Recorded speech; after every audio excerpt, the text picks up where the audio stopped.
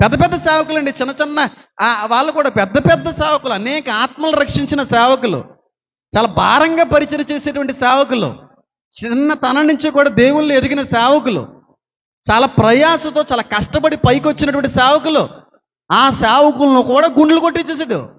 Roast చేస్తాడంట, roast. నువ్వు roast ఫోటోల్లోని వీడియోలో చేస్తామో, నిన్ను మాత్రం దేవుడు నరకంలో బాగా రోస్ట్ చేస్తాడు. ఆయన నిన్ను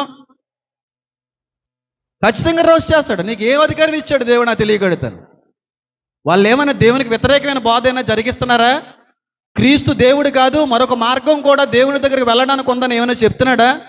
చెప్పట్లేదు కదా. క్రీస్తు వారినే కదా ఆయన కేంద్రంగా తీసుకుని సువార్త ప్రకటించేది. అలాంటిది ఐక్యత కలిగి ఉండకపోగా విమర్శల్లోనే ఏదో రకమైనటువంటి బురద జల్లేటువంటి కార్యక్రమాలు చేస్తున్నారు కొంతమంది. నిజం, ఒకవేళ అబద్ధ బోధకులు ఉన్నారు, క్రీస్తు కాకపోయినా సరే వేరే